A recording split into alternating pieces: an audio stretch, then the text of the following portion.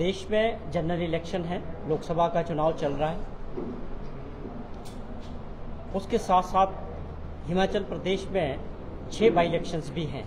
वो किन परिस्थितियों में वो चुनाव हो रहे हैं, क्यों हुए, जबकि हिमाचल प्रदेश की जनता ने दिसंबर 2022 में सरकार बनाई, मतदान किया, उसके बावजूद जो परिस्थितियां बनी,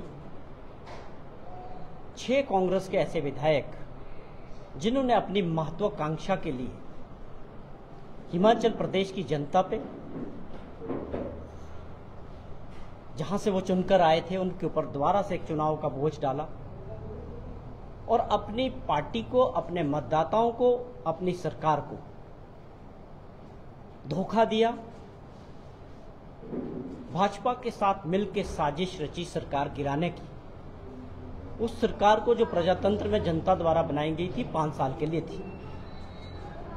हिमाचल प्रदेश में ये अपने आप में एक अलग घटना थी, ऐसा कभी नहीं हुआ। इस बात को लेके जो परिस्थितियां रही कि कुछ लोगों ने सिर्फ कैबिनेट में जगह पाने के लिए, अपनी महत्वाकांक्षा के लिए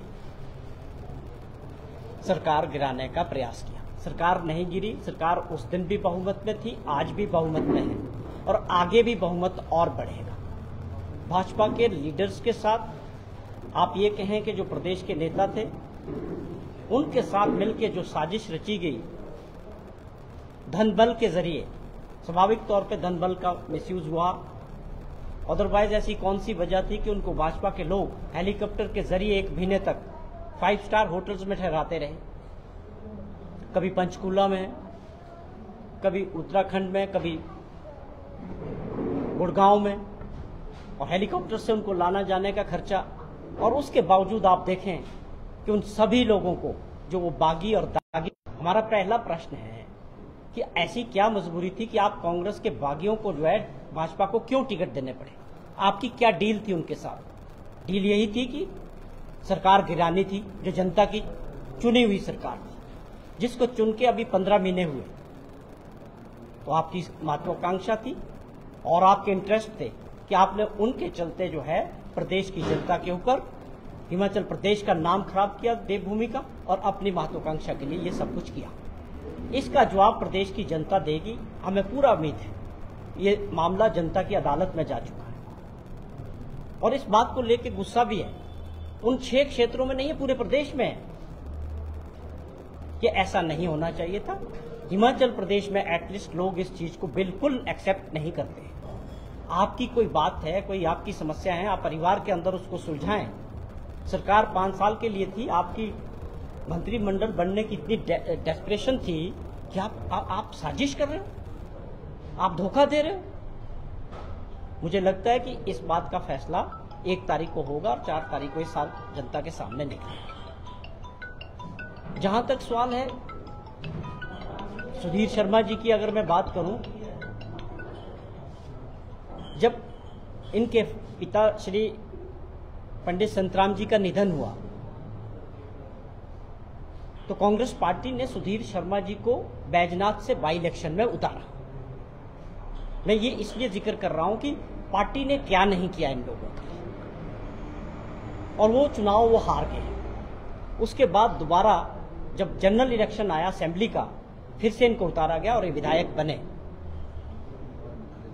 उसके कुछ वर्षों बाद ऐसी परिस्थितियां बनी कि बैजनाथ दोबारा से जो है डिलिमिटेशन में रिजर्व हो गई और इनको कांग्रेस पार्टी ने धर्मशाला शिफ्ट करके यहां से एमएलए भी बनाया और एक यंगेस्ट मिनिस्टर भी बनाया। उसके बावजूद अगर आप पार्टी पे विश्वास नहीं करते हैं, पार्टी के प्रति आप में लॉयल्टी नहीं है, आप लोगों के सामने है। उसके बाद जो बाई इलेक्शन आया यहाँ धर्मशाला में, उस वक्त इनका क्या रोल रहा, क्या परिस्थितियां बनी, ये सारी चीजें जनता के जहन में हैं। मेरा कहने का मतलब है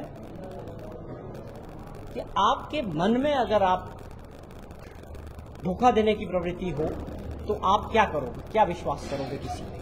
जनता ने विश्वास किया, पार्टी ने विश्वास किया, लीडरशिप ने विश्वास किया, आपने सबका विश्वास तोड़ा और सबको धोखा दिया। इसका फैसला हिमाचल प्रदेश की जनता करेगी और ये गुस्सा है।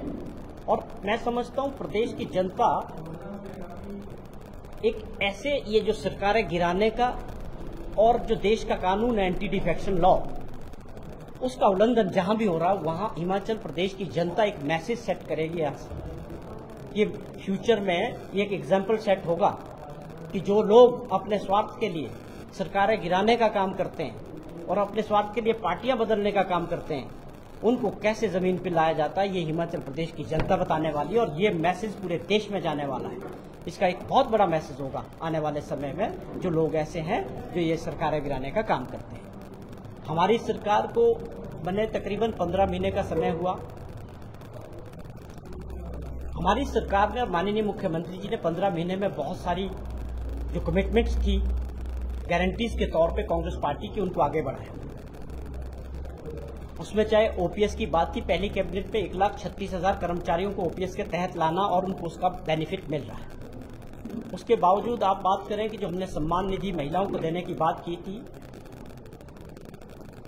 18 साल से 59 ईयर्स तक, उन माताओं और बहनाओं वो लाहौल स्पीति में मिलनी शुरू हो गई। और पूरे प्रदेश के अंदर 2,71,000 ऐसी महिलाएं जिनको पहले 1100 या 1050 रुपया मिलता था, उनको 1500 रुपया मिलना शुरू। और बाकियों के लिए नोटिफाई कर दिया है गवर्नमेंट द्वारा कि हम सभी को देंगे। अप्रैल और मई का पैसा भी इकट्ठा देंगे जून में, जब ये इलेक्शन निपट जाएगा।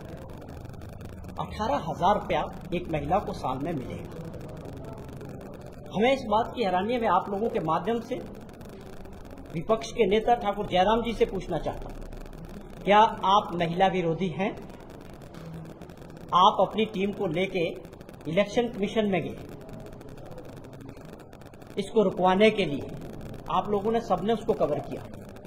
मेरा सवाल है उनसे ये कि आपकी क्या मंशा है? क्या आप चाहते नहीं कि महिलाओं को ये सम्मान मिले?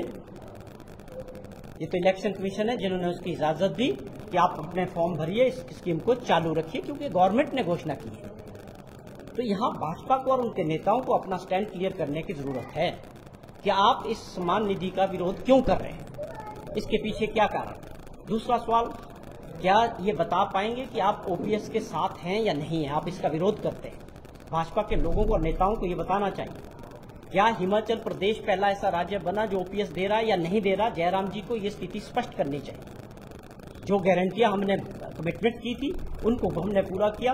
विपक्ष के नेताओं को इस पर अपना जवाब देना चाहिए कि आप इसको नकार सकते हो कि ओपीएस नहीं हुआ लागू हिमाचल प्रदेश में, या ये गलत फैसला था कि जब दूध पैदा करने वाला जो हमारा किसान है उसके लिए एमएसपी घोषित करने वाला हिमाचल प्रदेश पहला राज्य बना देश के अंदर।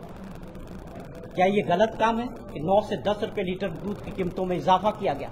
ये कभी नहीं हुआ इतिहास में आज तक। आपने देखा होगा 1 रुपये 50 पैसे किलो बढ़ता था, लीटर बढ़ता था। लेकिन हमारी सरकार ने इस बात को समझा कि हमने जो अपनी ग्रामीण अर्थव्यवस्था है उसको मजबूत करने के लिए ये बहुत जरूरी है कि हमारी महिलाओं के खाते में 18,000 रुपया साल का जाए।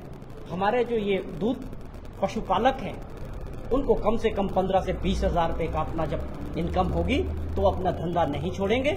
और हम चाहते हैं कि गाँव में लोग जो काम कर रहे हैं उनको इंश्योर करने के लिए, उनका रोजगार प्राप्त करने के लिए हमारी सरकार की प्राथमिकता थी।